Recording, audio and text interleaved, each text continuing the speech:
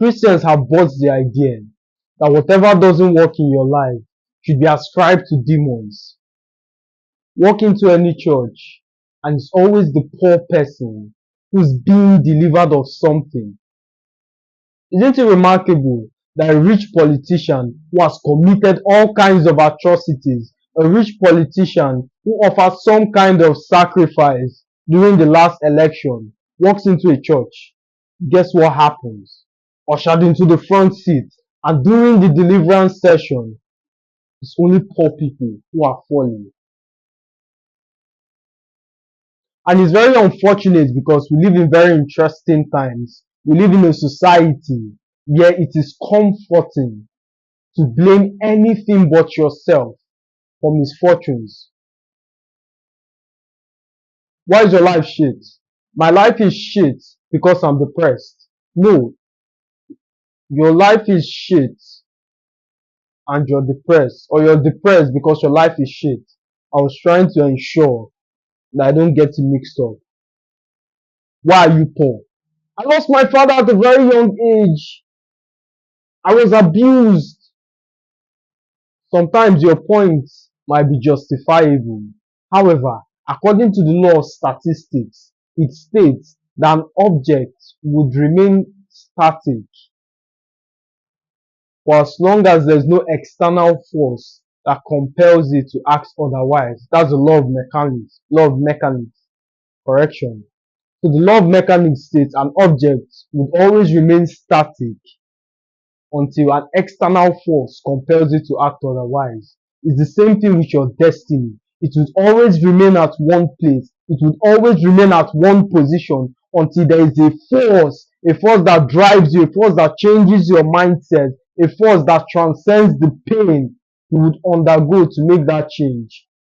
It might be the pain of ridicule. It might be the pain of changing your association, of changing friends. Do you know how it feels to hawk your own business, to start small?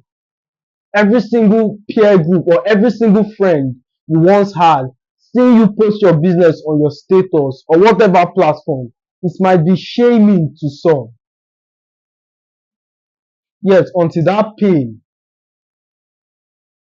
of being in one position, of feeling like shit, of hating your life, of comparing yourself to your contemporaries, transcends the pain of ridicule, you would always remain at one position. So this chair subscribes to that principle. If I leave this chair here, according to the law of mechanics, is to remain static forever as long as there's nothing external compelling you to act otherwise. Which is the second thing. One of the reasons most of you are susceptible to this kind of information is because you would rather do anything than to take responsibility. This is a very discomforting statement. This is a very hard pill to swallow.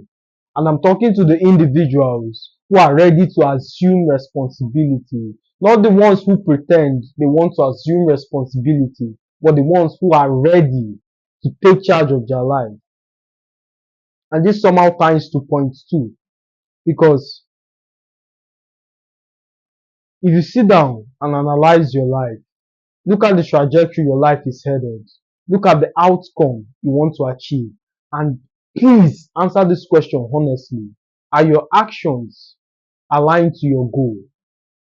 Pause this video and answer that question, because most of the time we become very emotional as touching our goal.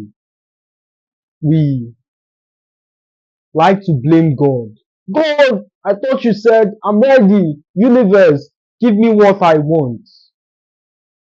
But if you detach yourself from that situation, act as a logical observer, looking down at your actions, you would see that your actions aren't sufficient to produce that result.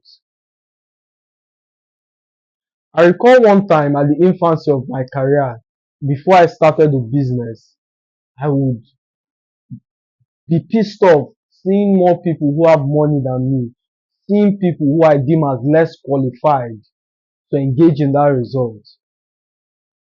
Until one day, I asked myself, it's 6 p.m. today. From the point I got up until now, what have I done as touching this outcome? And I discovered something very interesting. I have done little to no action, or I have undertook little to no action relative to that result. And you wonder why you don't have the result. This is the problem with most people. They love the idea of just moving without gauging their progress, gauging their action. They enjoy this life of nonchalance and licentiousness. They don't have goals. They don't have actions. They don't have something that judges their action. There's no bar. There's nothing. They're just moving, hoping something will happen along the way. My friend, be very conscious as touching life and destiny, because nothing happens by itself. There's no such thing as a coincidence. Anything that makes happen, or behind anything that works, there's someone making it to work. Nothing happens by itself.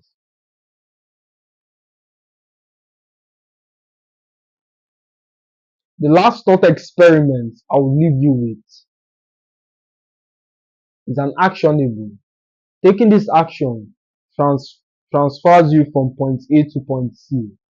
Taking this action is a result you can see now, is a result that doesn't require consistent effort and application, and you would see a change in your life now. First, device an outcome. Second, the actions that will produce that outcome, and begin going after it. Devise an action or devise an outcome, action that ladders up to those outcomes, and you'll be fine. Take action consistently and you'll be fine. What the fuck were you thinking about? That's a TikTok mindset towards success. An action that produces success, especially monetary success now. Are you kidding me? Yes, you would see the changes in your life. Yes, you would see the evidence of transformation. But transformation doesn't happen in one day. In fact, transformation cannot happen without a reference. There must be someone you look up to. There must be someone that inspires you to take action, that inspires you to keep being motivated, and you'll be fine. As always, my friends, pleasure speaking to you. See you when? The next one.